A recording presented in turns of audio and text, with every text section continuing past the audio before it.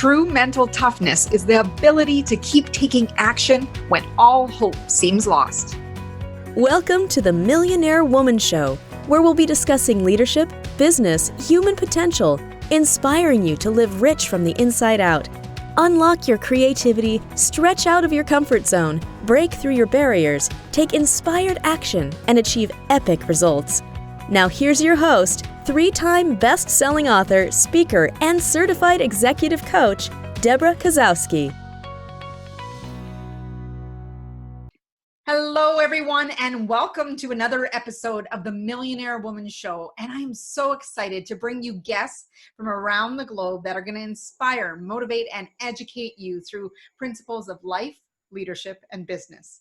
Today's guest I'm really excited about because it was several years ago. I was part of her Hell Yeah marketing course online, and it's such a treat to have Suzanne Evans, who went from secretary to seven-figure CEO and is now known as Tell It Like It Is, No Fluff Boss of Business Building. She provides support, consult, and business development to over 30,000 entrepreneurs enrolled in her wealth and business building programs. Suzanne's why moment came in 2007 while working a day job behind the scenes on Broadway. And as she looked over her credit card statements and realized it would take 21 years to pay off her debt, she decided the only way to create the life she wanted was for her to take immediate action. Suzanne opened up a shop inside a Whole Foods market, literally emboldened by her ability to get clients in what was the least likely of places between the bananas and tomatoes. She realized that her success in business would depend on her ability to master marketing and sales and inspire clients to share their mess as a pathway of getting clients and making money. In supporting thousands of small businesses, she has grown her empire from humble beginnings of a 350 square foot apartment in Manhattan to a sprawling 3,000 square foot office, being on the Inc. 500 and 5,000 for 5 straight years, working with clients around the world. And if you're looking for frank, funny, whip-smart business advice, you're not going to want to miss any nuggets that Suzanne shares in this podcast today. Welcome to the show, and let's say hell yeah for Thank whole you. time. Thank you so much for having me. Wonderful to have you. I'm grateful to connect with you after all these years of listening to your wisdom, implementing marketing tips. And one of the things that I've really noticed about your persona and who you are is you're very driven. And I want to know what really motivates you. Les Brown has a great quote that has really stuck with me over the years that says, when you wake up living your dream, it's not your dream anymore. And so I definitely think one of the things that has inspired and motivated me over the years is the next dream. The next dream, the next dream. It's easy to say this, but it's true. I have a 3.5-year-old we were talking about before we started. And certainly I'm motivated by that. I'm motivated by living a life where, every time my wife and I will take a day off and do something with him or meet, go to, like right now we're in the middle of these crazy preschool interviews, right? And we go and we take 3 hours. We're like, how do other people do this, right? Like if you're in a job or if you're, how do you do this?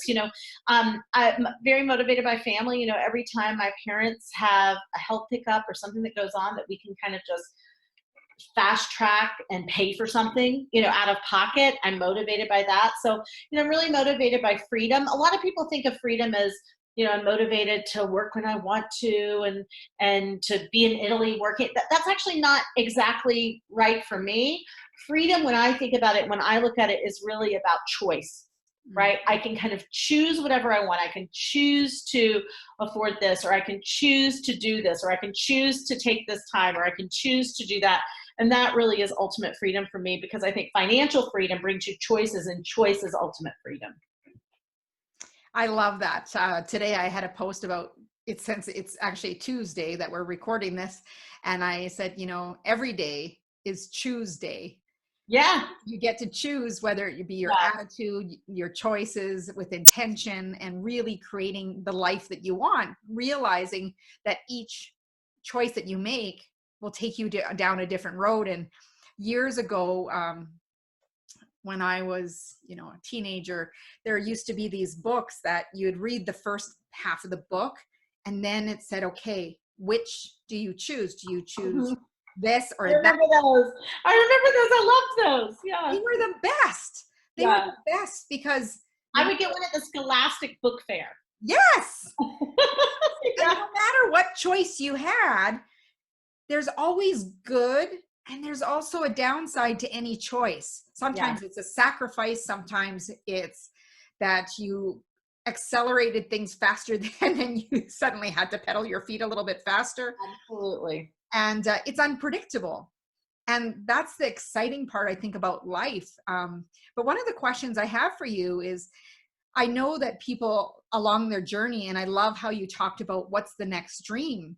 What have you noticed when people, they fulfilled that big dream that they've always dreamt, and what happens next if they Well, don't have the next dream or they don't know where to go? yeah, I think a lot of people say they're burned out. Mm, It's where, I don't believe in burnout.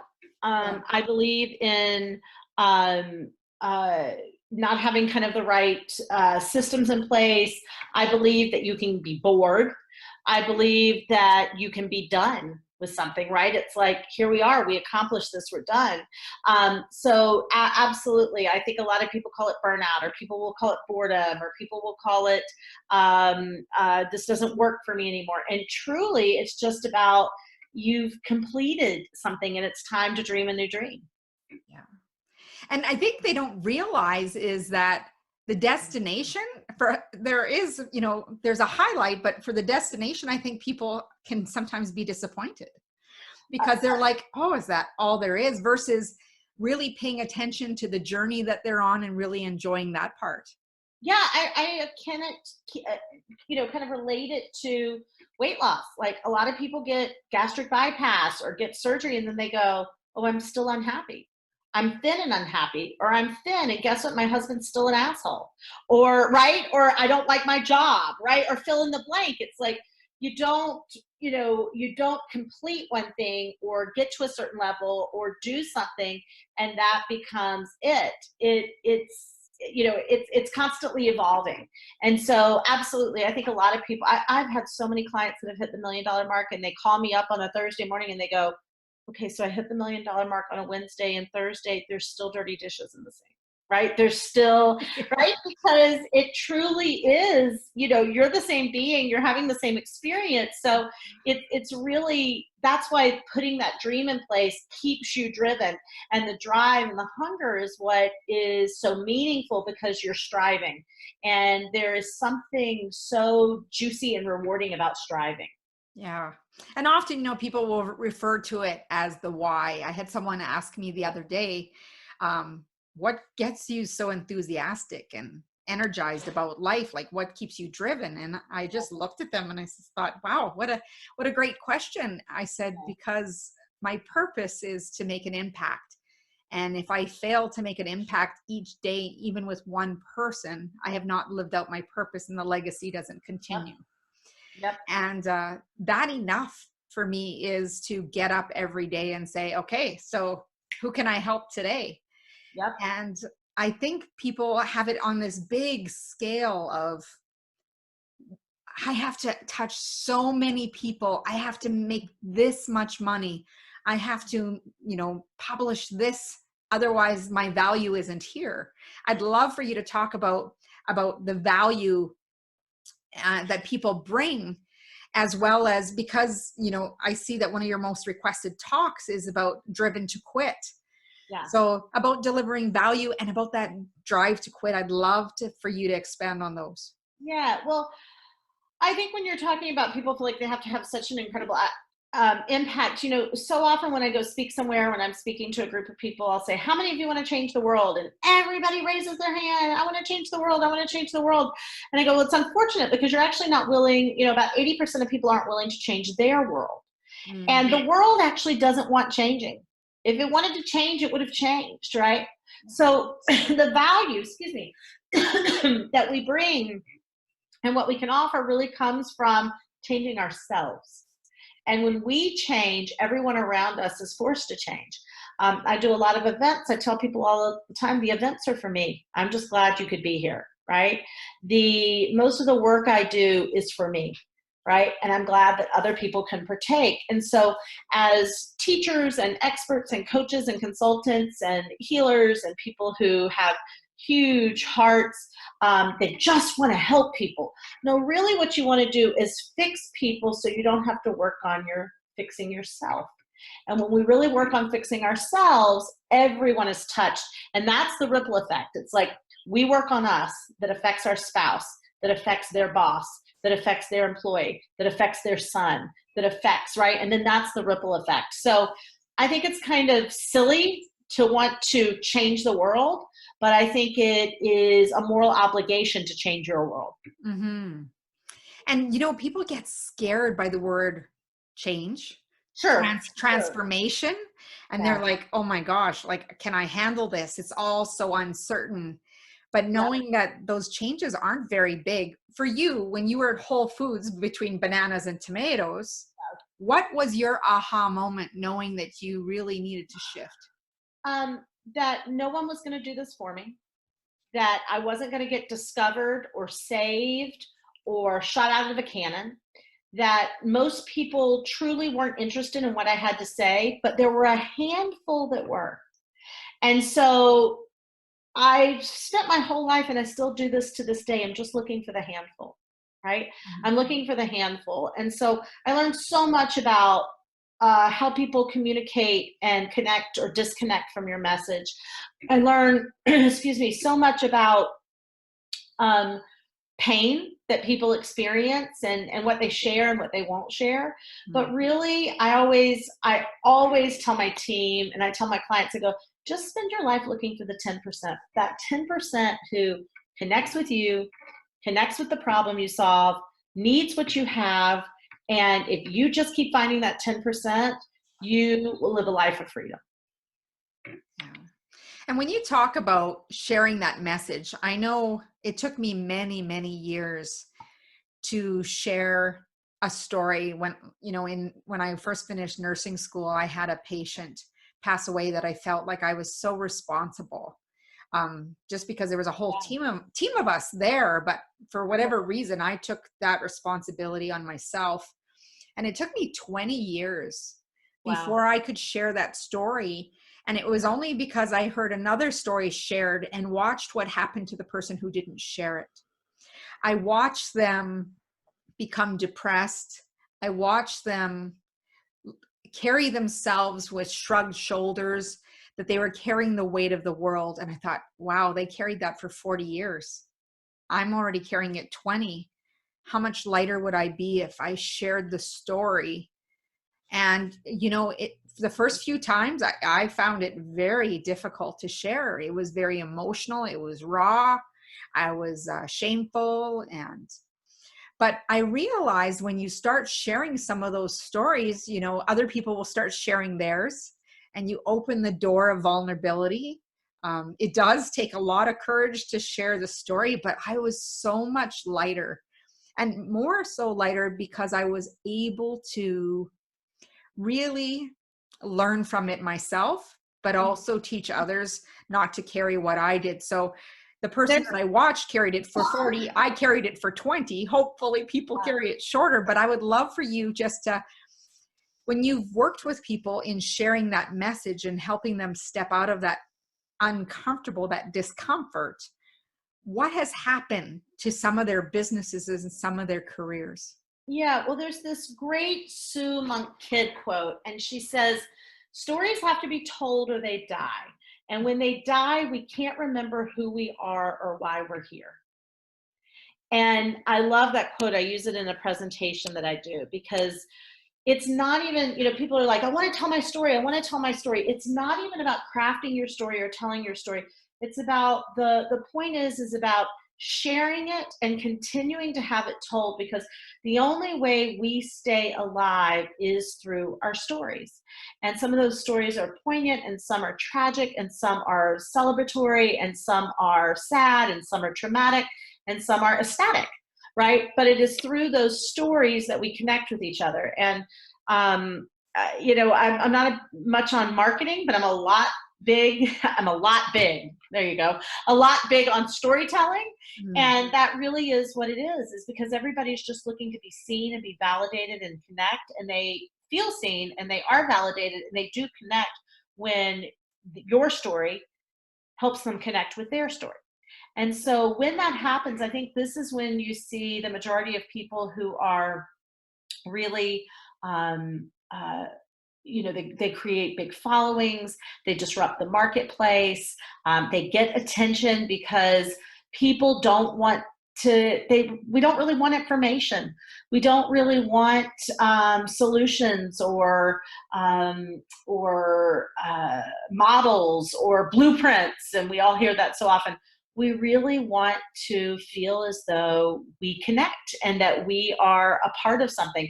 And when those stories get told and we can relate, we're willing to get on the bus. And when we're willing to get on the bus, you can drive us anywhere. And when you drive us to transformation, that's when we have our own experience and we solve our own problems, and you become better and we become better. And that is truly how you make a true impact. So it all starts with story. Yeah. And that connection is so important for people to feel that, you relate to them, that you see them, and that your story is not so different than theirs. It might be different in context, but people think, oh, well, I don't have the tragic story, so I can't be the speaker. I don't have a story worth sharing. Who's going to want to hear about my life? That's right. And when you start opening up and sharing your story, you realize that people are not that different. Absolutely. Absolutely. So just touching back to that driven to quit, tell me what that really means. I think people are so very, so driven to I want to do this and I want to accomplish this. And a lot of people just need to quit things. They need to quit suffering. They need to quit eating. They need to quit smoking. They need to, quit complaining. They need to quit gossiping. They need to quit beating themselves up, right? And so just as we are driven to accomplish and to create and to fill in the blank, we need to also be driven to quit the things that are keeping us from who we could be and who we want to be. And most of life is made up, most of our life success is made up of what we stop doing more than what we do, right? Because everything, if you're listening to this right now that isn't working for you, is just a matter of stopping doing something that you're doing. And once you're able to quit that, you're able to see change. And once you see change, you can see the other side of transformation. And so we need to be just as driven to quit things over scheduling, being disorganized, not having a system, feeling like we know it all of those things. When you quit the things that aren't serving you, everyone gets served. And it's very powerful when you stop and think about, it could be as simple as, I'm going to quit complaining. Yeah. I'm going to quit blaming someone else for my results. Yep. And I think it ties into my next question. What if someone, because I know many of our listeners, whether they be in leadership or business, it can really relate that. What if you've tried everything and you haven't been able to get their promotion or grow the business? Yeah. I think if you really feel like you've tried everything and the business isn't growing, you aren't succeeding, then you don't have the right community and you don't have the right direction, because there's two things that have to be managed to be successful. You have to learn how to manage stress and you have to learn how to manage strategy. So one of those two things is not being managed. You either haven't learned how to manage the stress side of things or you haven't learned how to manage the strategy side of things. And once you become a master at the management of those two things, it's impossible not to get traction. It's impossible not to make money. It's impossible for your business not to be successful on some level. Listen, because of talents and opportunities and all that, we'll all be different levels of success, but everyone can have a delicious level of success if they're learning how to manage strategy and stress. And most people don't know how to manage strategy and stress. And it requires it requires you to really have a depth of understanding of yourself, and it requires you to have the right kind of mentorship and community where when something's not working, you can tweak it and try something else. When you've thrown all the spaghetti on the wall, sometimes you need people to go, oh, it's sticking here and it's sticking there, or nothing's sticking. Let's boil another, pot of spaghetti. So you've got to have the right environment for it to work. And everything works if you work it. I mean, there's not a single tactic out there that won't get somebody a result. It's just, how are you employing it? And is it the right tactic for you at the right time and the right level? And you need guidance and support to tell you that. So what holds people back from really executing and implementing some of that strategy? Well, I mean, everything, people have perfectionism issues, people have confidence issues, people don't want to look dumb, right? It's everything under the sun except anything that's rational. And so what really keeps us back is our own belief that somebody will call us out, someone won't like us, someone will say we're wrong, no one will show up to our party, right? All of those things. And it is the people who are able to take a couple of deep breaths and go, F it, right? I got to try this. I got to see, and I might fall flat on my face, but I know how to stand back up. I was reading an Anne Lamott book recently, and I love her as a writer, and she said she had a friend who was dying of cancer, and they went snow skiing, and she said the greatest lesson she ever taught me was she taught me how to fall. I kept falling and hurting myself, and I kept falling, and my head was in the snow, and she said, your problem is not that you don't know how to ski. Your problem is you don't know how to fall. And so if we really master learning how to fall, we're never really afraid because we know how to get back up. Yeah, that's such a powerful metaphor when we think about,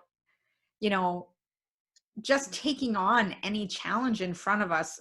There's always going to be uncertainty, regardless of how perfect we think it's going to be or how we've, mitigated every risk. There's always going to be that chance that you could fall. Yep, absolutely. But as long as you know how to get back up, it's all good. Yeah.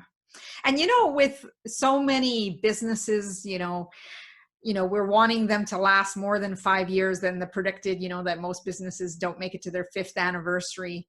What does it take for a business to really stand out in the marketplace? You have to be relevant.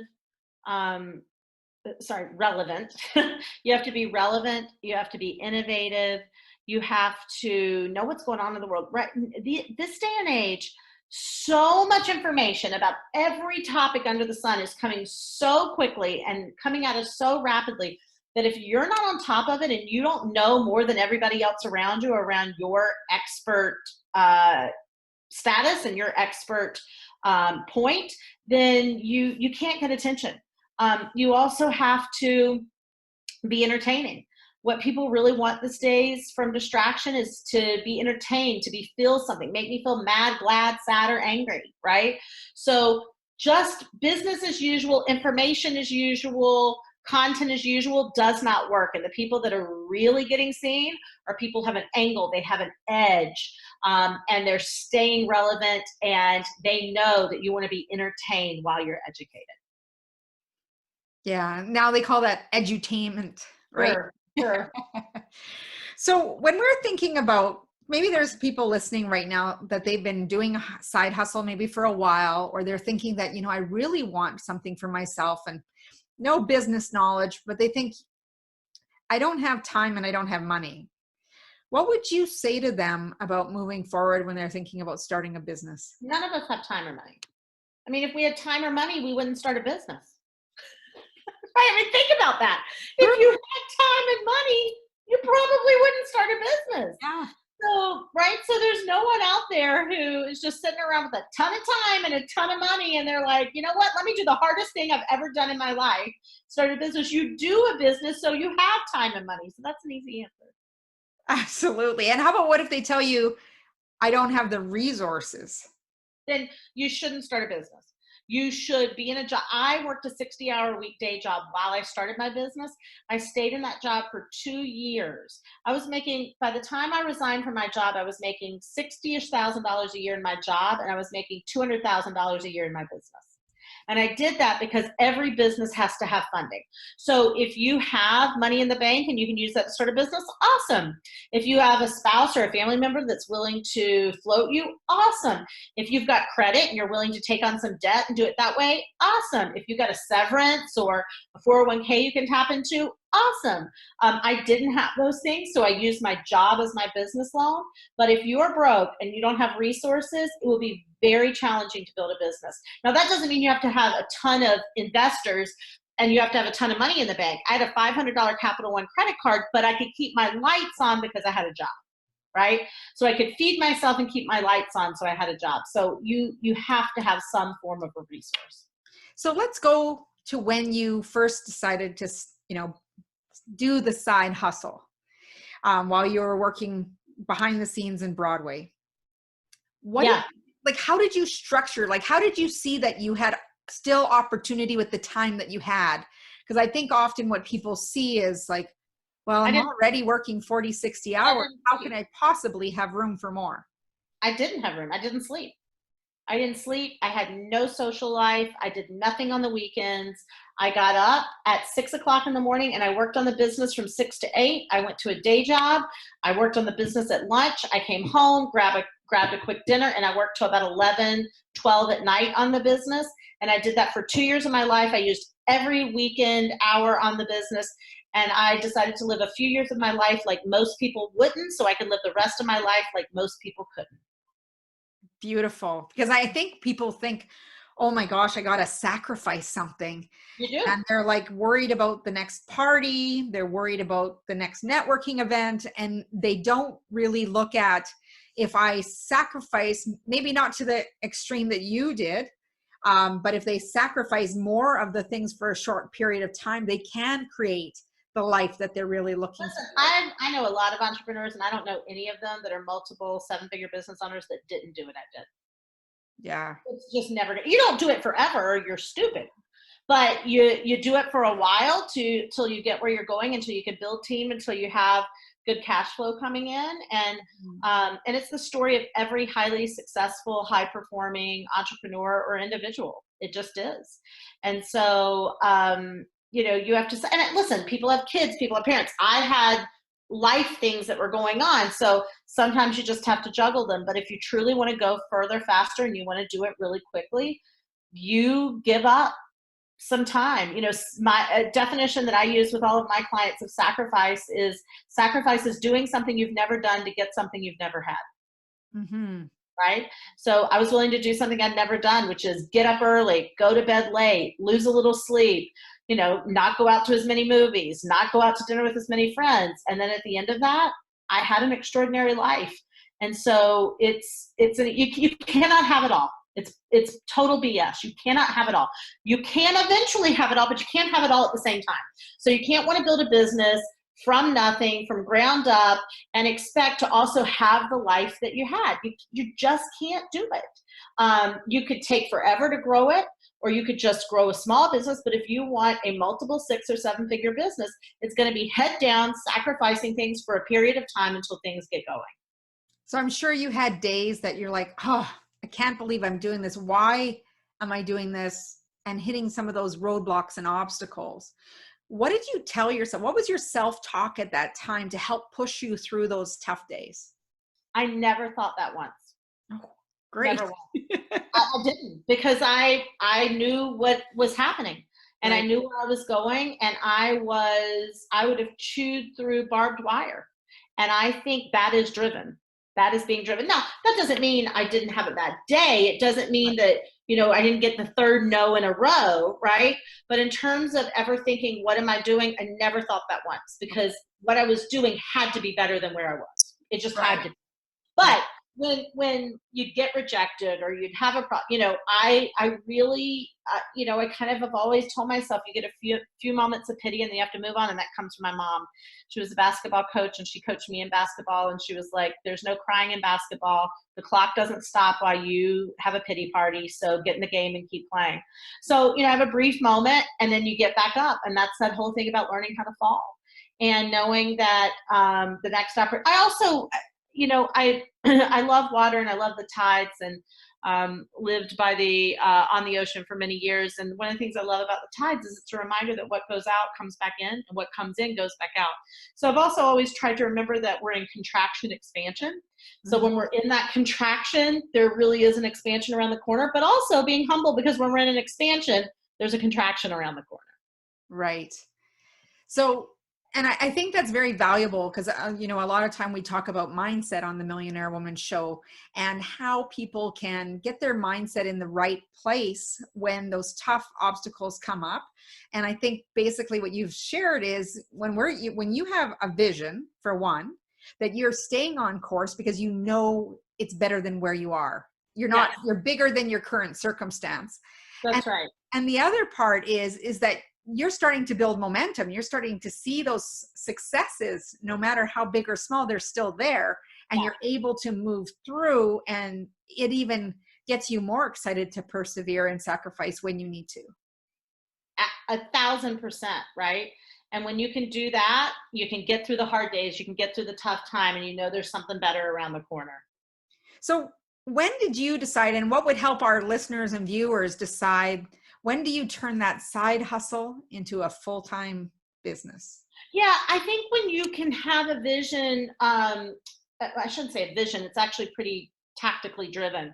When, I saved 6 months of job income from the business, and then I went, okay, even if I quit my job now and this thing starts going south, I've got 6 months in savings, right? So for me, it was always data, right? It was always like, what's the facts here? What's, what do I have in front of me? But I would say if you have a solid 6 months of growth and in revenue, then that's a pretty good indicator that this is working. You've got the right message, you've got the right offer, and that growth should continue.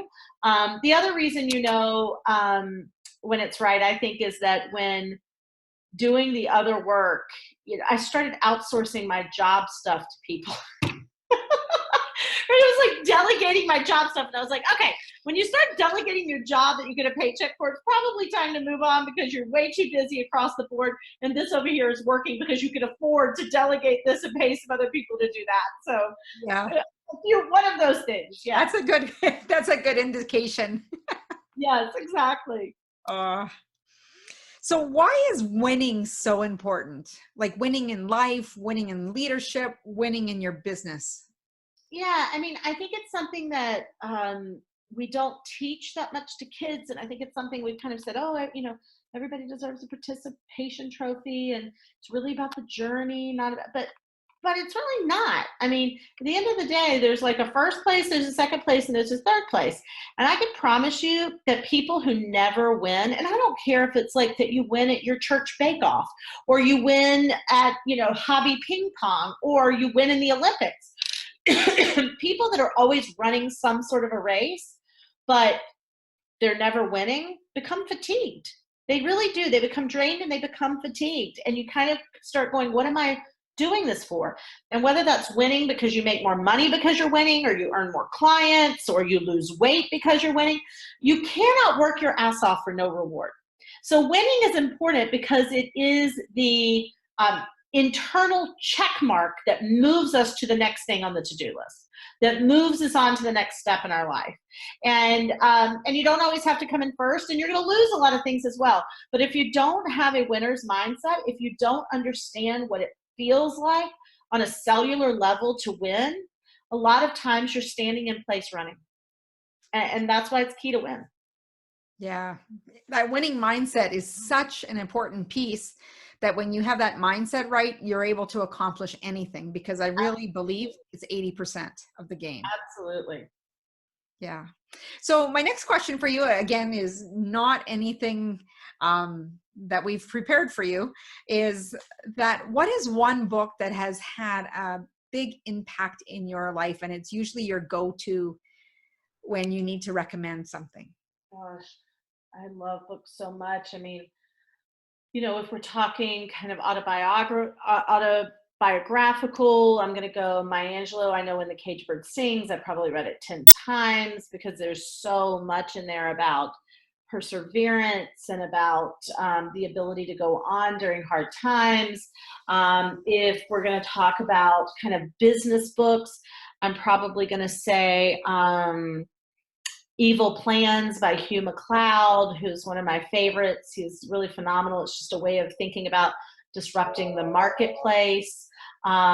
If we're going to, I love this. Do you hear that phone ringing? I don't even know. I have a phone in my office. It's never rang in 5 years. I didn't even know that it would ring.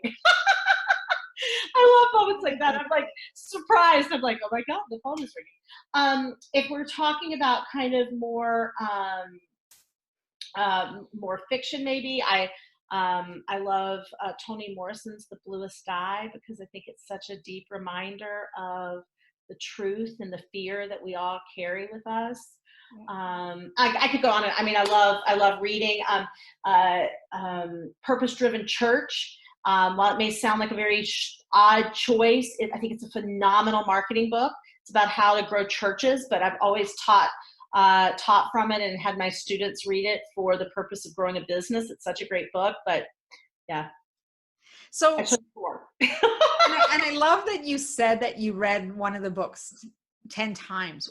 What makes it so important to read a book more than once? Yeah, because I think you read it at first for the journey, like being in the story. I think you then read it again because you felt like you missed pieces, you loved it so much.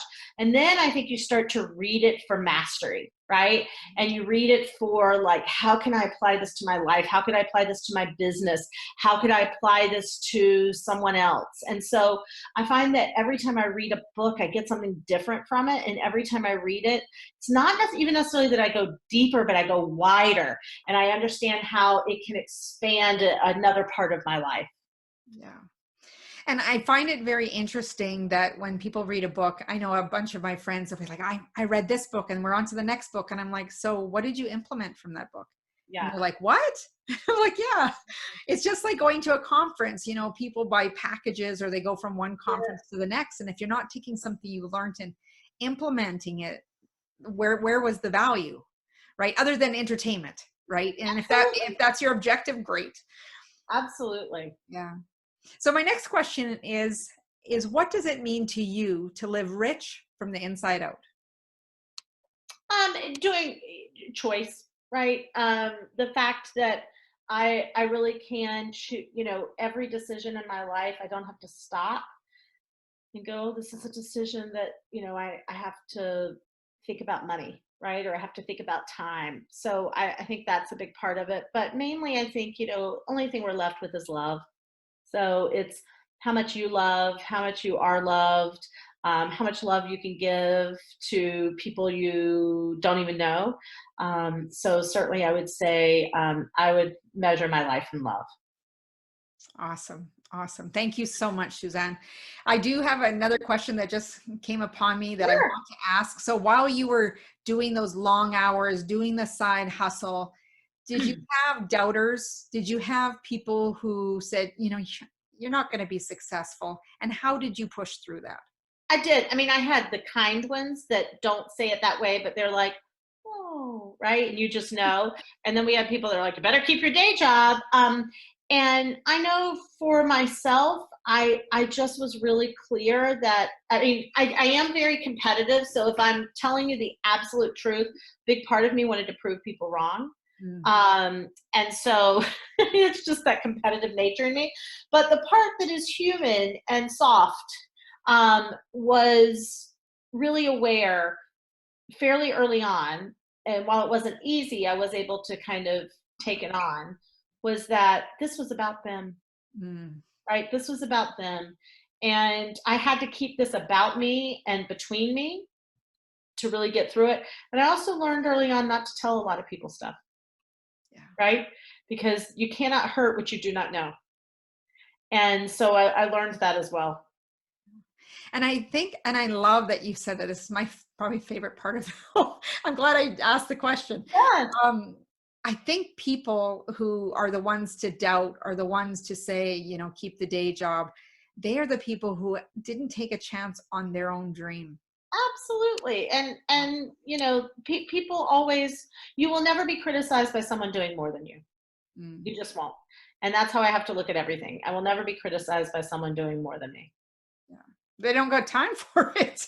No, they don't, right? You're just waking up trying to do their thing, for sure. Absolutely. Absolutely. Well, thank you so much. This has been such an enriching interview, so engaging. I want you to share with everyone final words of wisdom and how they can stay in touch with you. Well, I think stay driven about something in your life, because that really is the magic of all of this. And it could be about, quilting, or, it can be about business, because having a drive inside of you around and about something is what really keeps you a person who's alive and a fire inside of you. So on that note, we hold an event every year called Driven the Event. It's a 3-day business building conference, hundreds of entrepreneurs there, step by step, how to get everything you need in mindset and marketing and sales and your messaging. And it is one of the premier business conferences. We've been doing it for like 10 years now, which is crazy. 10 years now. And I'd love to gift anyone who would like to come spend 3 days with myself and my team and walk away with a 6- and 7-figure business plan and strategy and have a really fun time doing it. Would love to offer you tickets to our event, and you can reach out to our team at help@driveninc.com. HELP@driveninc.com. It's April 17th through the 19th in Charlotte, North Carolina, and we would love for you to be our guest, and for being on this show, gift you a complimentary ticket to come spend 3 days and kind of blow your mind with everything you need to grow your business. Well, thank you for your generosity. Thank you for everything. And we're going to be sure to have in the show notes all of the links to social media and more about your event, and continue on with sharing the message about being driven and driven to quit those things that aren't serving you. Thank you so much for having me. It's been wonderful. I would love for you to go over to the Millionaire Woman Show podcast. If you have not already subscribed, please subscribe, rate, and review our show. It's on iTunes, and you can also follow us on YouTube if you are more of the visual learner. Also, go over to my website at www.debrakasowski.com, DEBRAKASOWSKI.com, where you can download your 3-video mini course of making habits stick, so you can be focused and consistent on building routines that help you knock those goals out of the park. And as Suzanne said, once you reach one goal, you're going to need to set a new one. So this is a great way to set yourself up for success. As Mahatma Gandhi said, be the change you wish to see in the world. And on behalf of Suzanne and myself, go out and make today great.